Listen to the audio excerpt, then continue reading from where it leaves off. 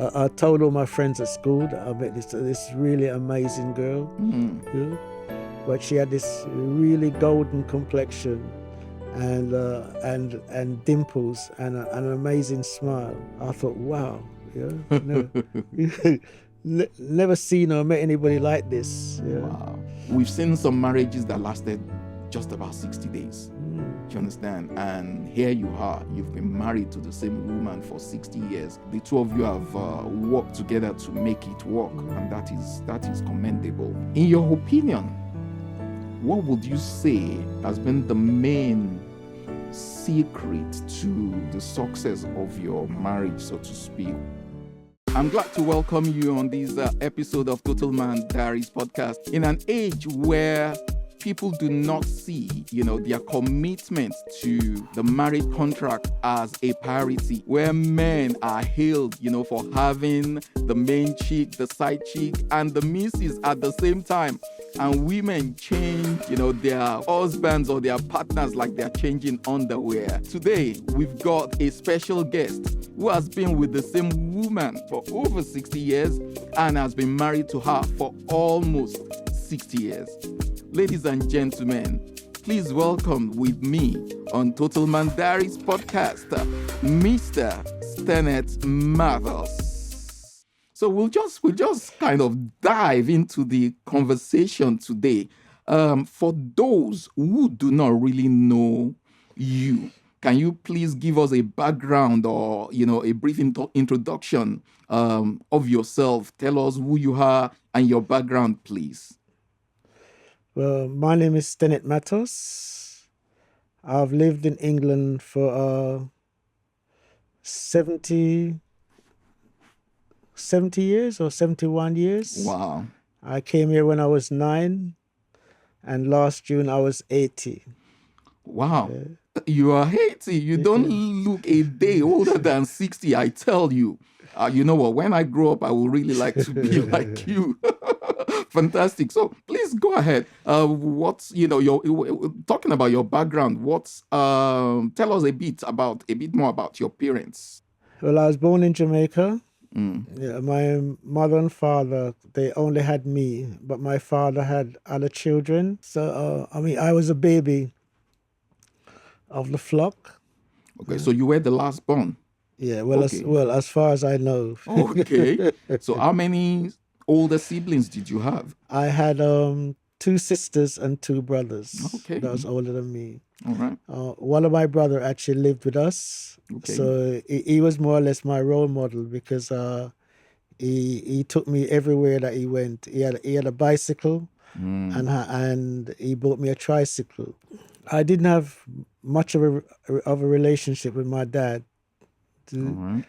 I had more of a relationship with my brother because we used to do things together. So your older brother is also the son of your dad. So same parents. Yeah. Okay. All right. Well, not the same parents, the same father, but the same father, but not the same mother. mom. Yeah. Okay. All right. Yeah. Okay.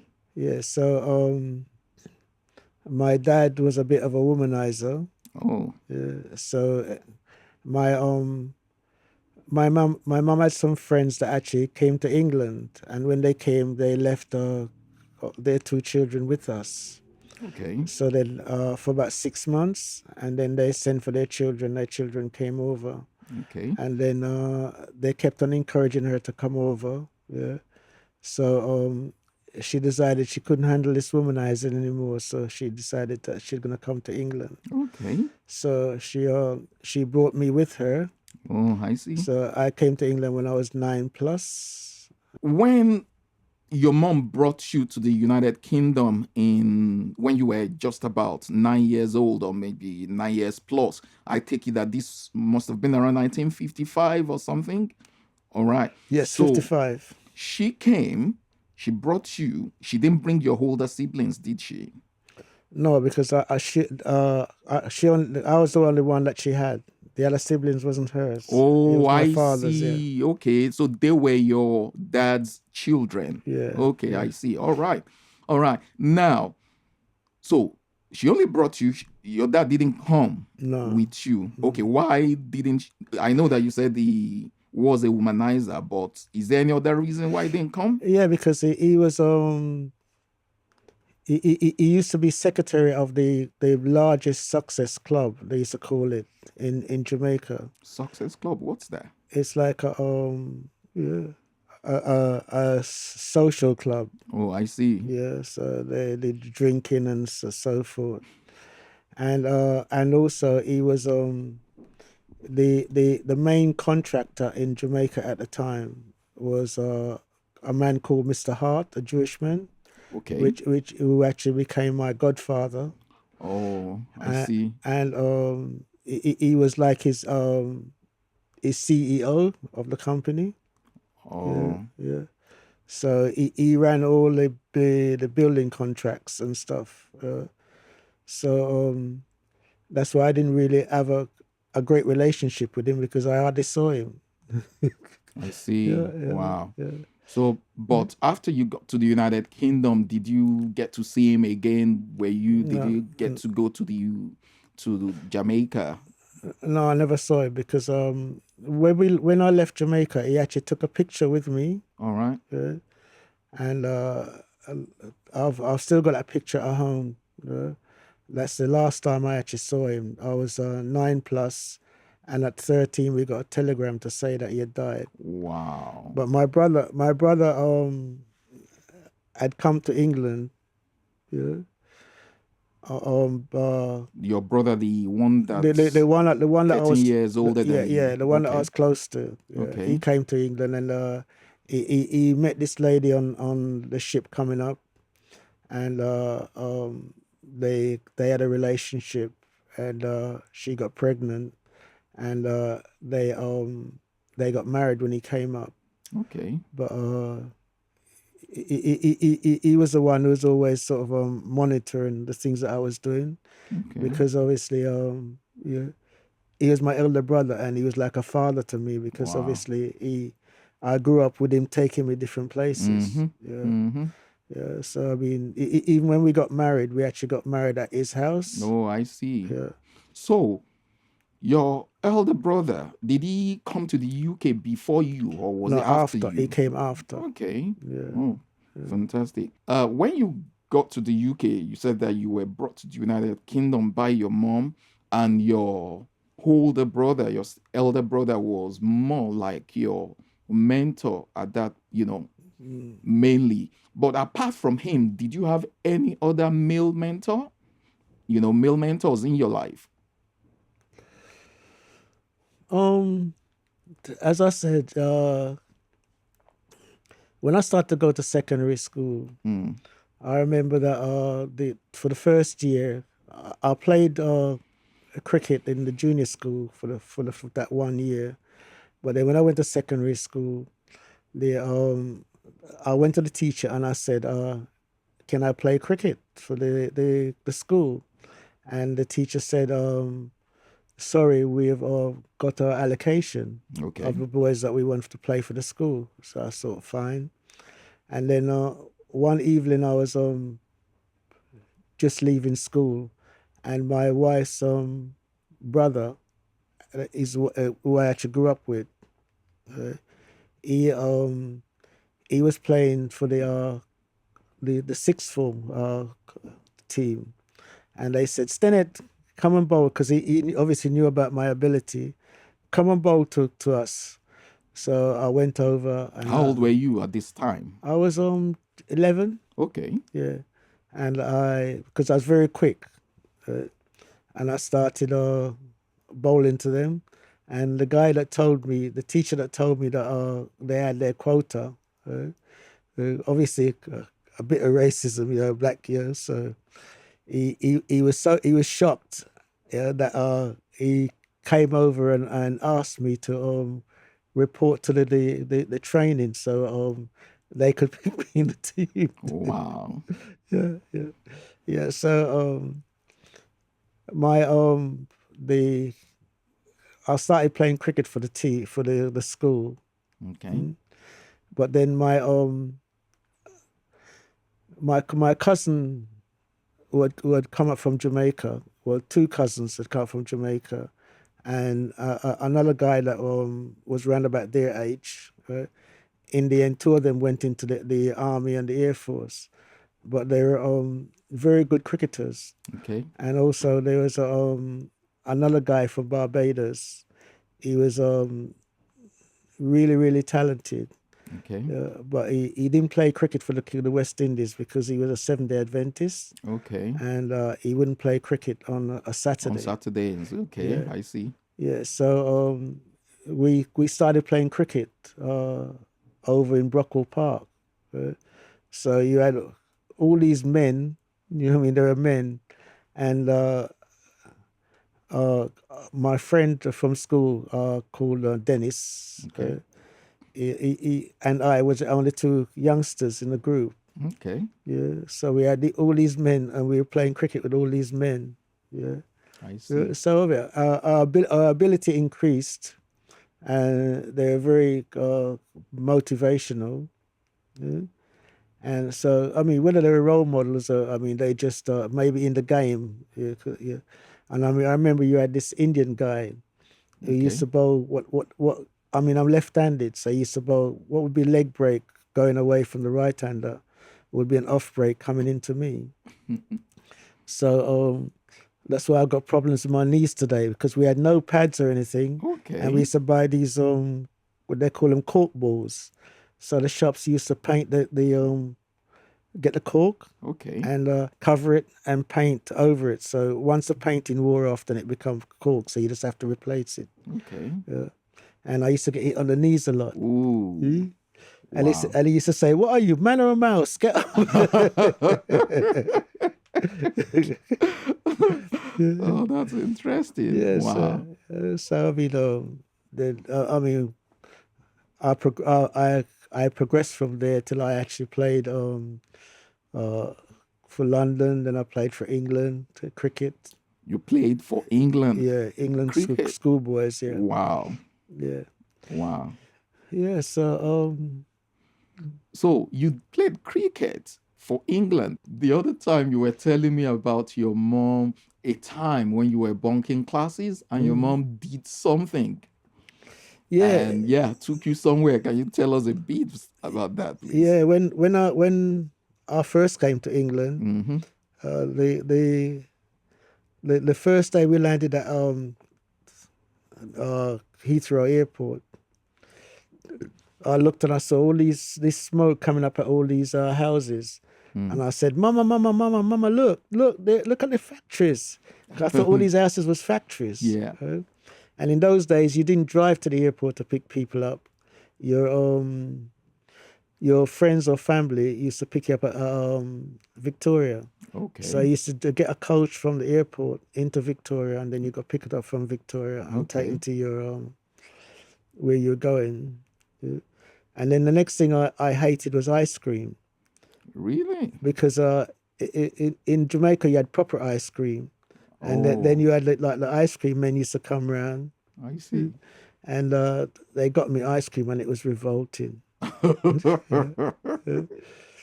But then, I started going to junior school, and I met this other black guy who was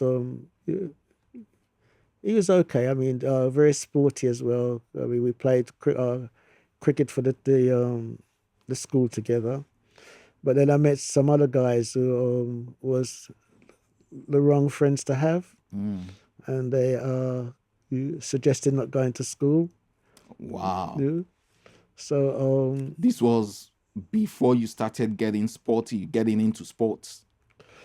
Yeah, before I started playing for the school of cricket. Yeah. It's after that I started playing for the school for cricket.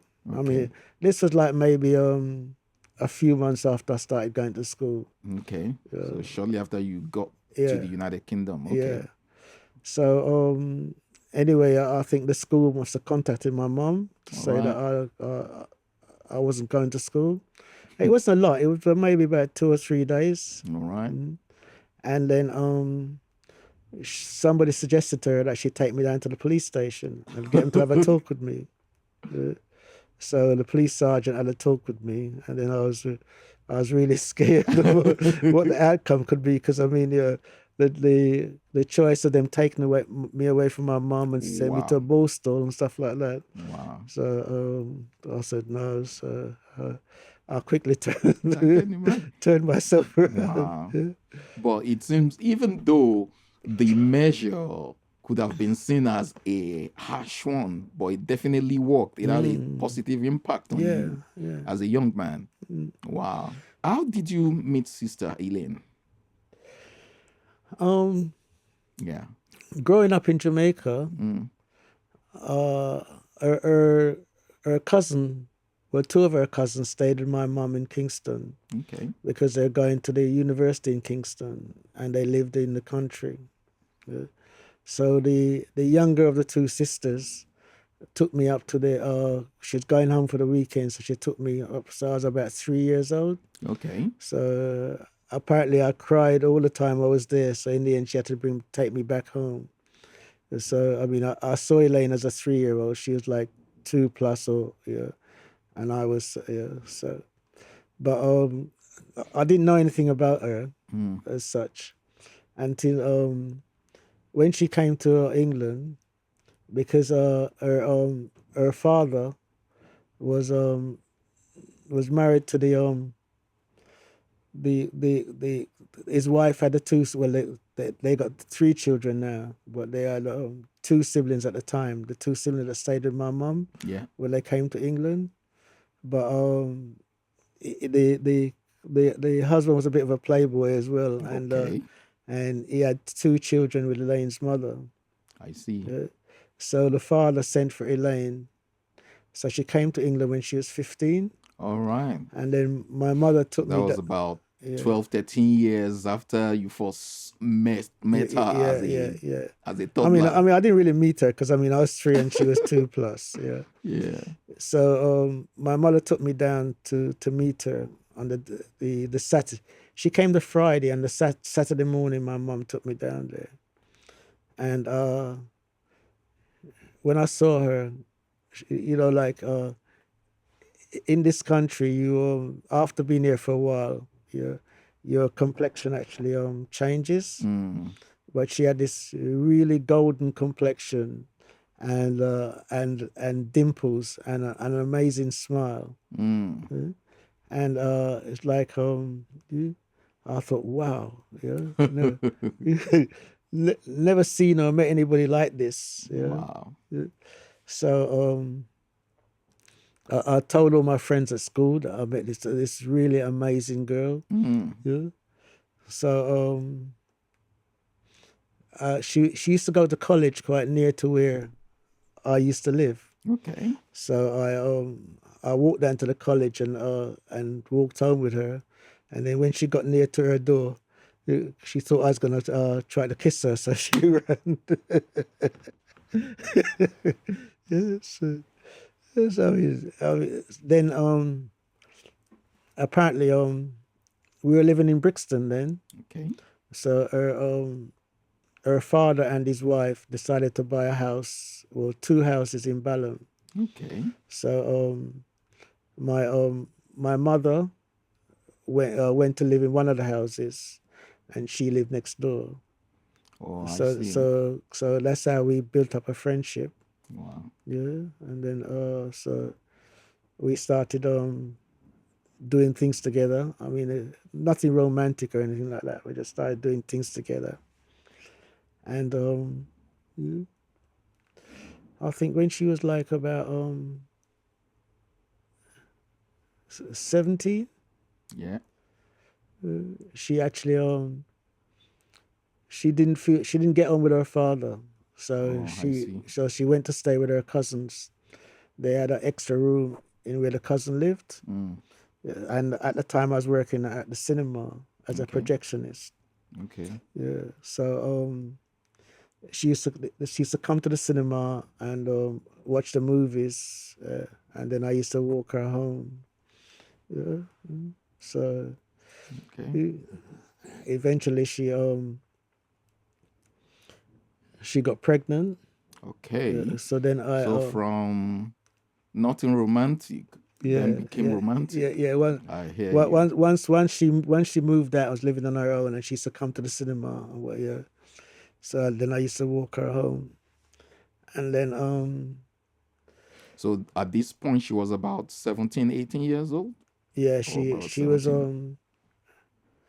well, when she got pregnant, she was 19. Okay. Yeah. No, she's 18. She would have been.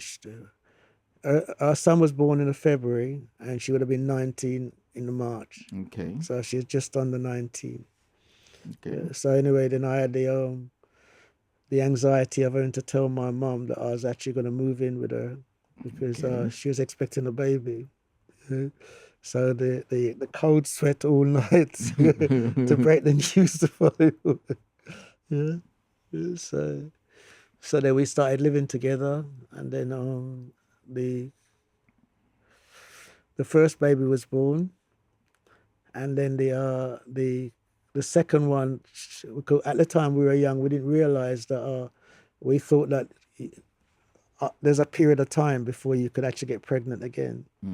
So we didn't realize that as soon as your cycle came back on, you could get pregnant almost instantly. So she got pregnant again. Wow. So our daughter came 11 months later.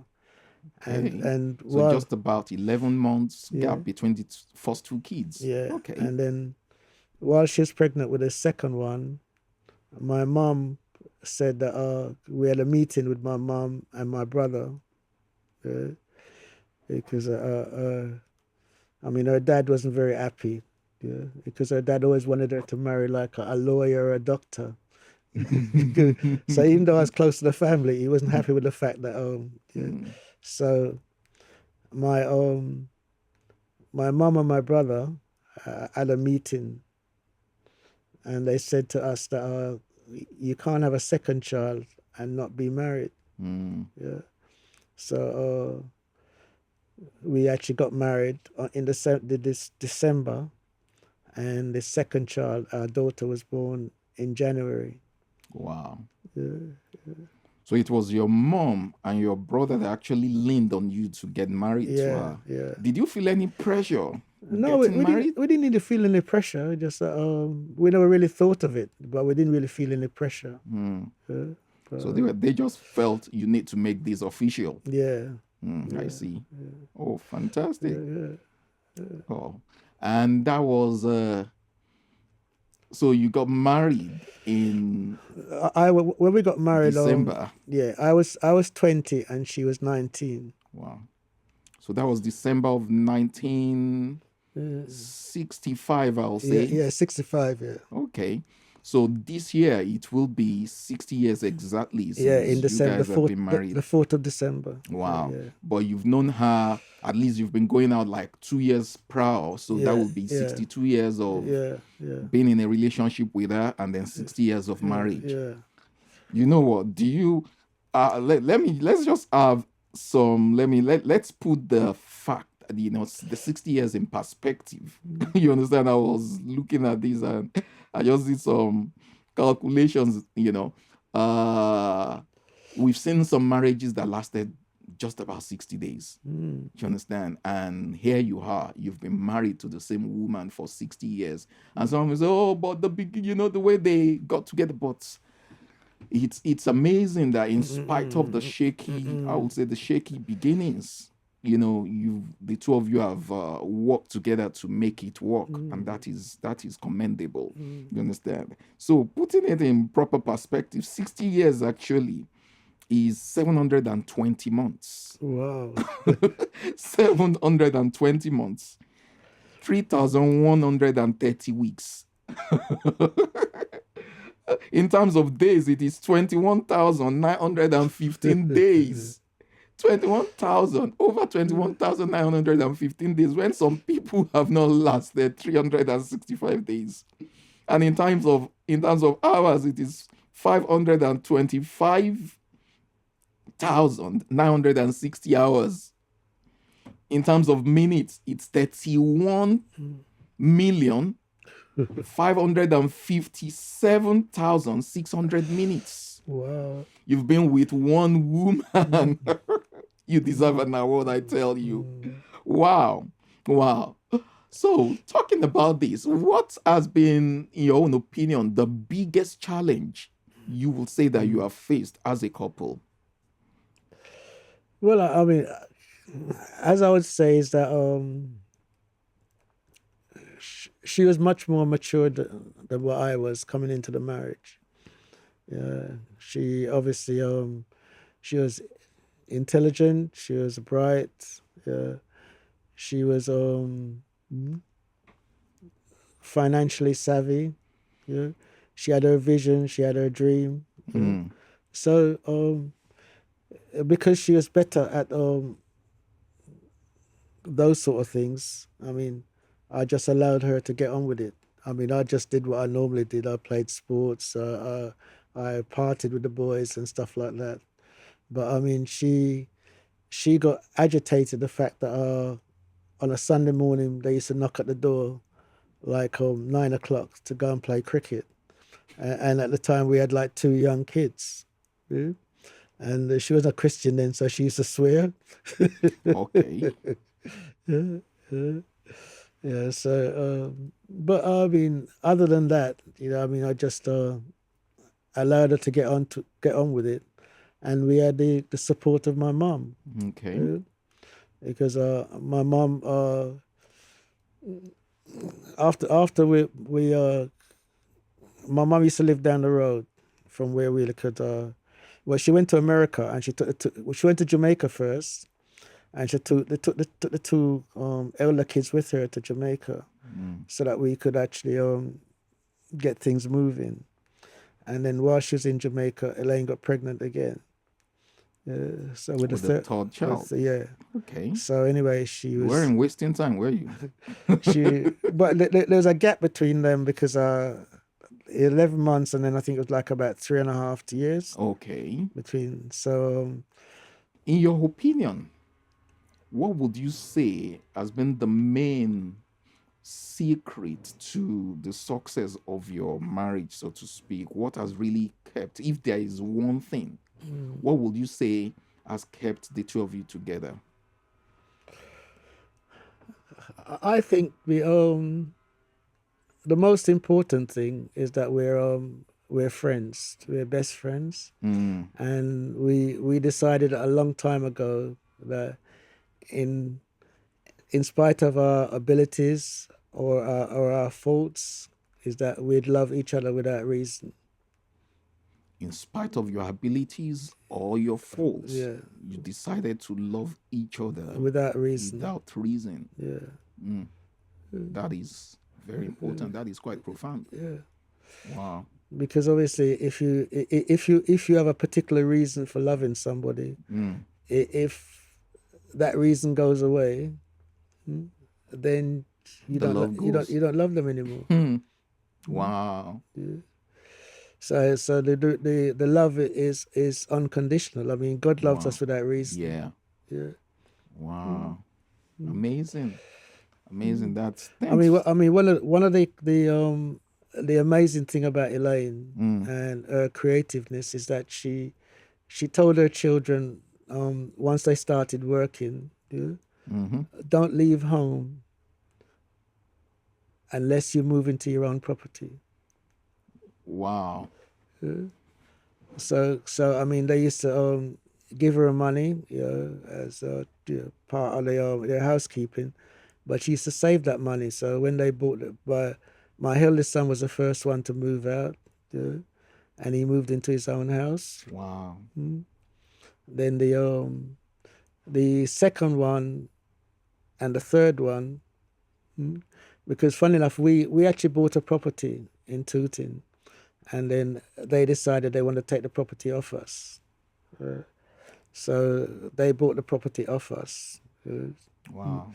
Not at market value, but obvious. So the 2 of them actually moved into their own property. And then from there, they were able to branch out and buy their own separate houses. Wow.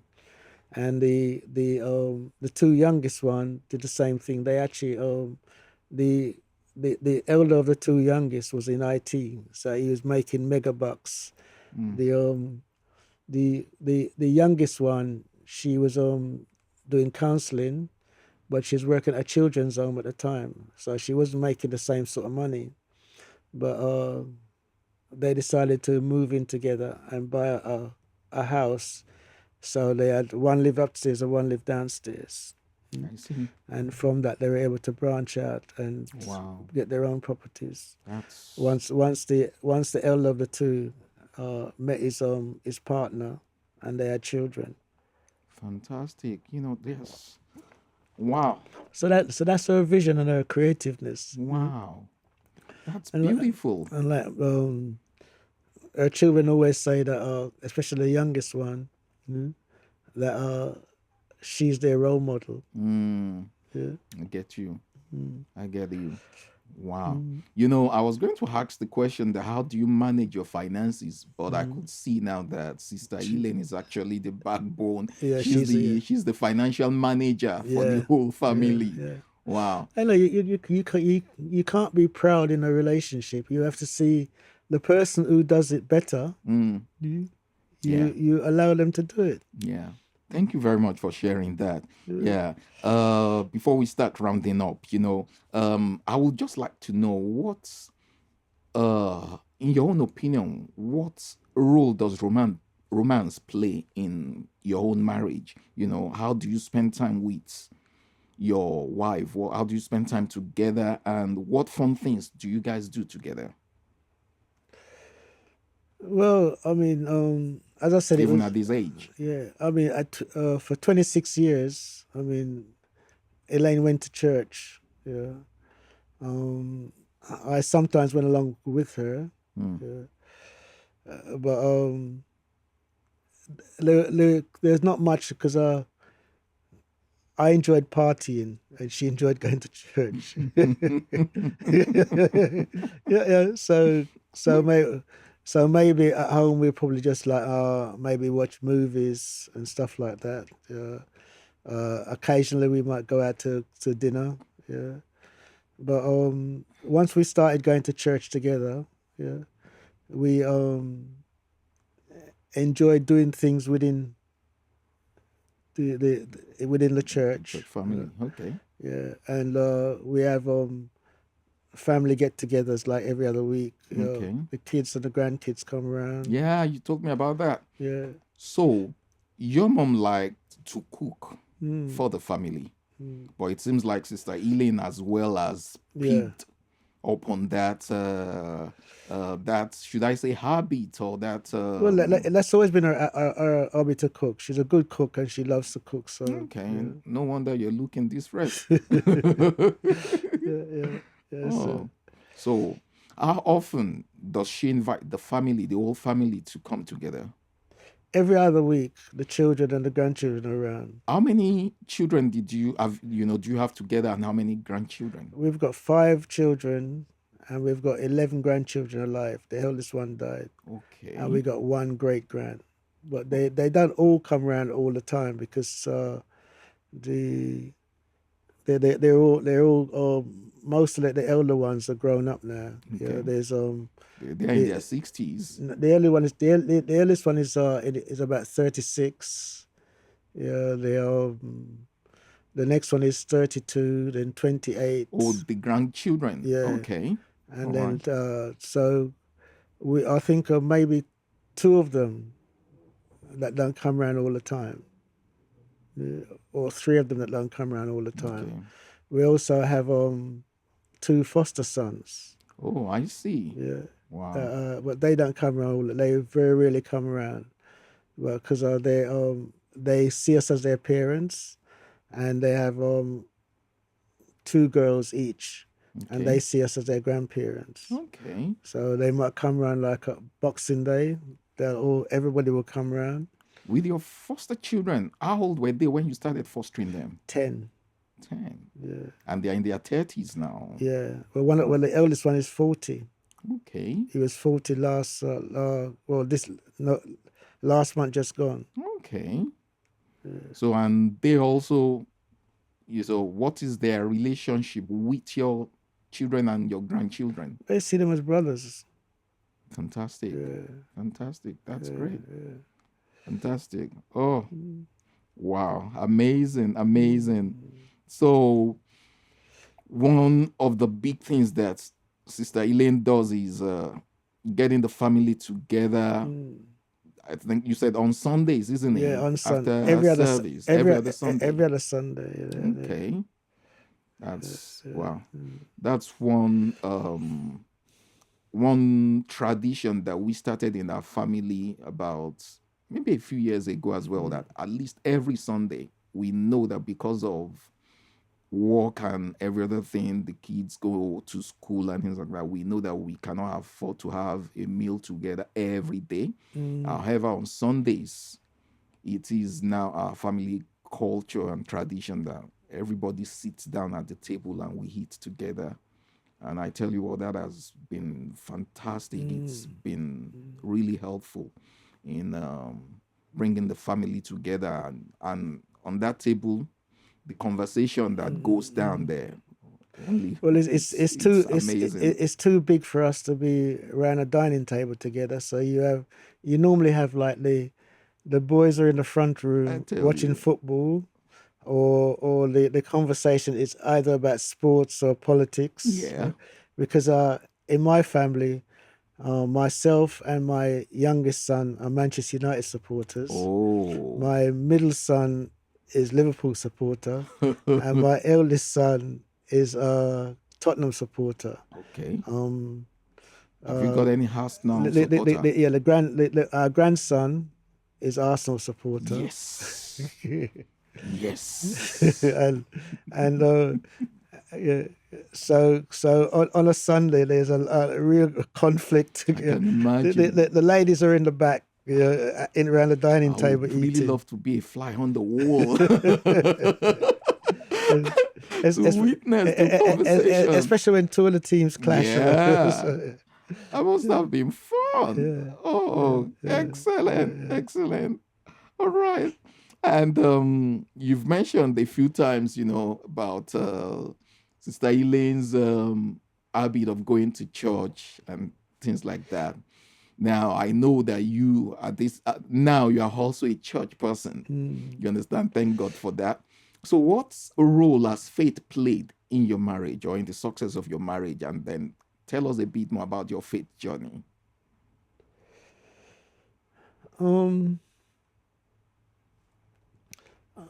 The foundation was there before, but I suppose maybe we spend more time together now and we appreciate the same things. So which before, obviously, I was more of a secular mindset, and she was more of a spiritual mindset. But I remember when I first became a Christian, because How did you become a Christian? yeah, I remember standing over because before that they had a forum at our church, and I said to the one of my questions was that I personally believe that if it's a man's destiny to become a Christian, he'll become a Christian. If it's not your destiny to become a Christian, then you won't become a Christian. And nobody could actually answer the question. But then I remember I was standing over my friend's grave when he died at 46. Wow. And it's like a voice said to me, "What are you waiting for?" And then one of our Elaine's church sisters, which is a friend of the family, put her arms around me and says, "Stannet, do you want to end up like your friend?" Yeah. So anyway, what happened after that? I think the same summer, Morris Cirillo had a school of ministry. Okay. In Earl's Court. Yeah. So I went there, and I was passionate. I went out and I tried to read the Old Testament, because we used to wake up like about 6 o'clock in the morning, or have our shower and have breakfast, and then we used to read the Bible and have a devotion before we'd go to work. And I used to read the Old Testament, and I couldn't relate the Old Testament to the New Testament. So I went out and bought commentaries. Okay. I forget the name of the one now, but it's really, really good because he really, really gave you. So we used to read the scripture, Yeah. and then we used to read what the commentary said. You know? So then gradually I got to understand, that the Old Testament was a prelude of the New Testament. Yeah. Yeah.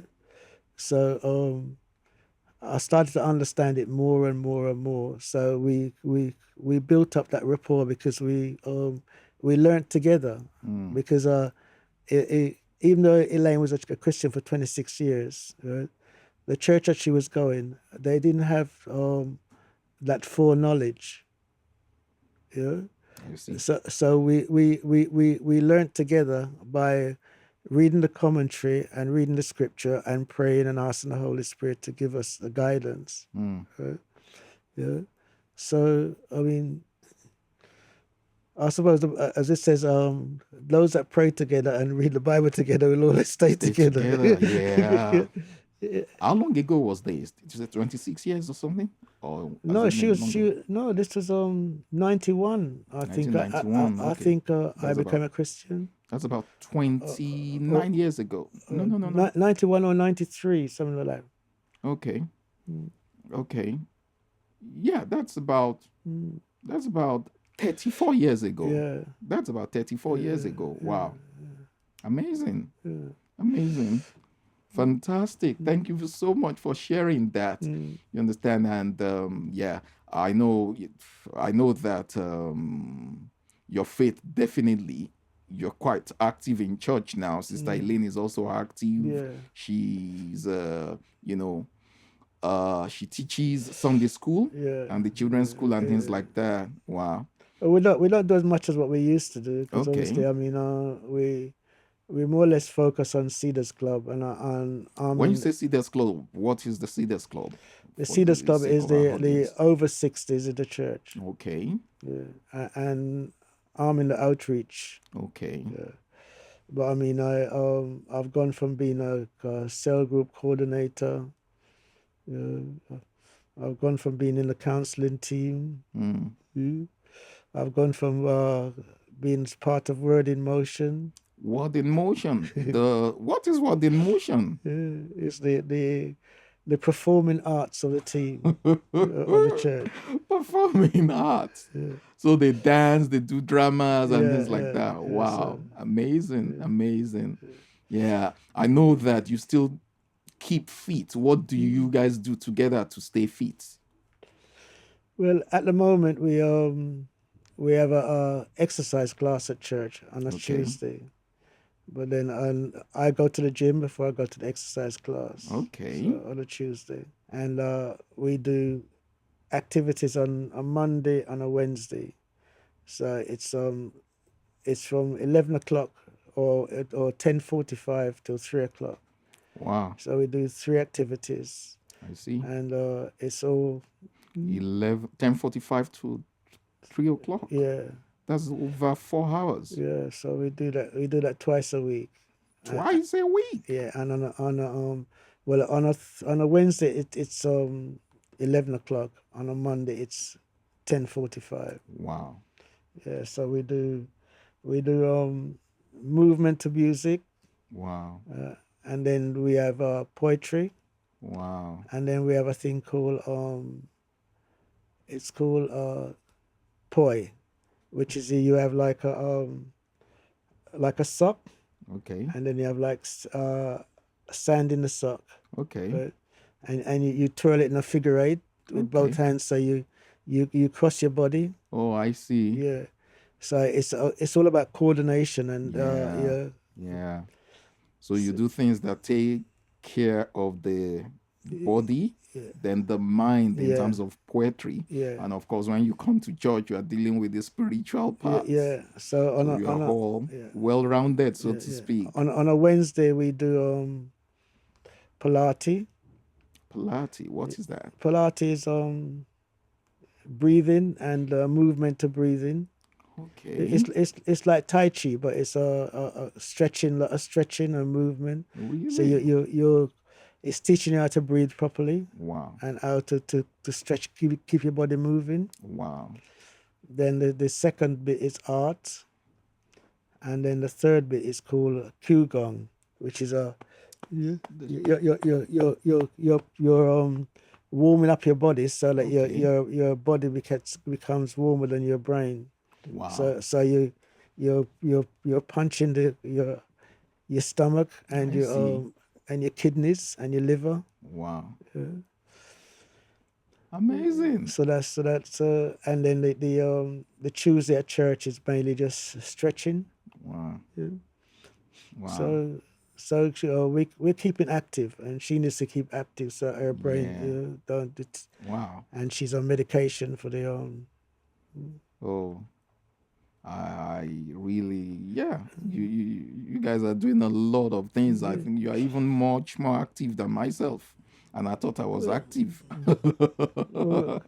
Wow, amazing! Thank you so much for sharing that.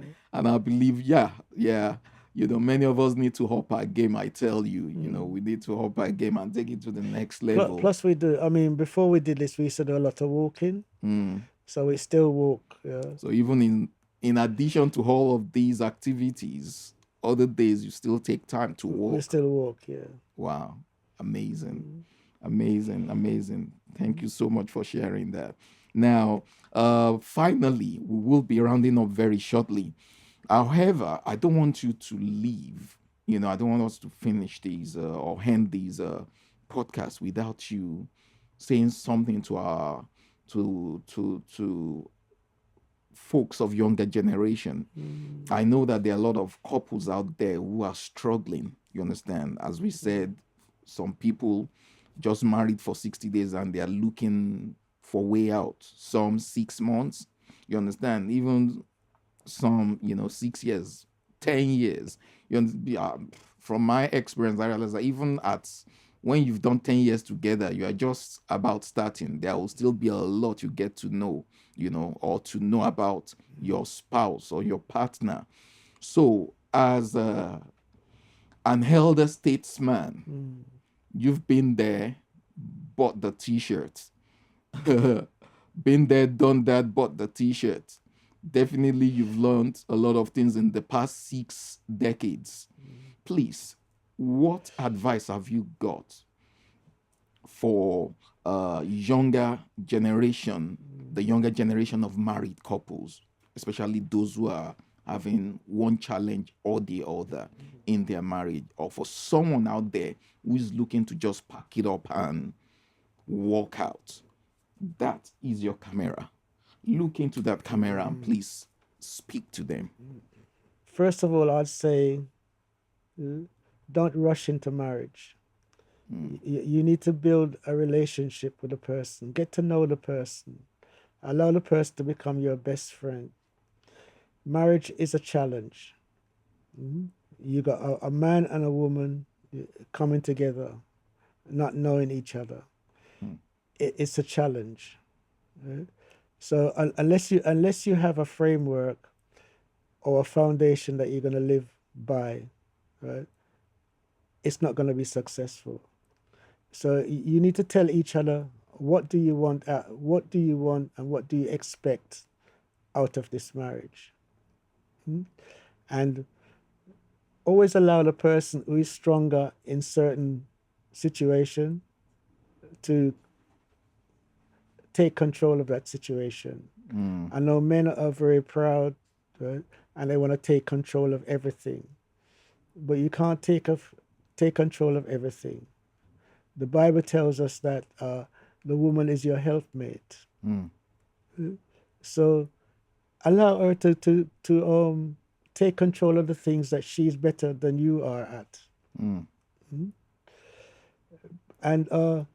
and give her the framework, right, to explore her gifts, right? And you explore your gifts as a couple.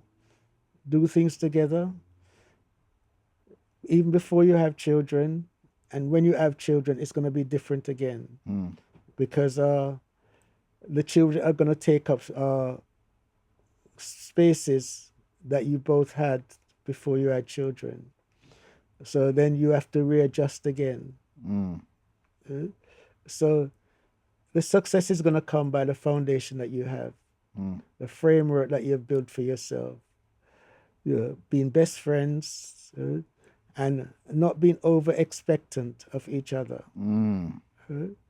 but just to love each other unconditionally without reason, and allow the other things to take care of themselves. Wow. You'll grow together, as the Bible says again. The three chord fold is not easily broken. Yep. So allow God to be the center of your marriage. Fantastic. And when you allow God and the Holy Spirit to be the center of your marriage, as we discussed earlier, those that pray together will stay together. And if you have devotions together, men, let your wives see you praying for them. And let them see that you have a strong relationship with God. Because they'll know that if you have a strong relationship with God, then you'll have a strong relationship with them. Amazing. But most of all, love each other without reason. Amazing. Thank you very much, Brother Stannet. Wow. That's so deep. That's so important. Love each other without reason. Thank you so much. Thank you so much for being on the Total Man Diaries podcast. Thank you so much. And I hope that the next time we call you, you'll be happy to answer our call. Yeah. You understand? And by God's grace as well, we'd like to have maybe Sister Elaine come on this, program at some point in the future. Thank you so much. God bless you mightily. And please give my regards to Sister Elaine. Yes. Thank you. Thank you for having me. Thank you. Thank you. I hope you've been able to get some value from today's episode of the Total Man Diaries podcast. A lot has been shared. I just wanted to encourage you. On the screen right now, you'll see all our social media, the links to our social media accounts. Please just subscribe, follow, and share these with other people if you have gained anything from it. I remain your host, Deji Oke, and I look forward to seeing you on the next episode.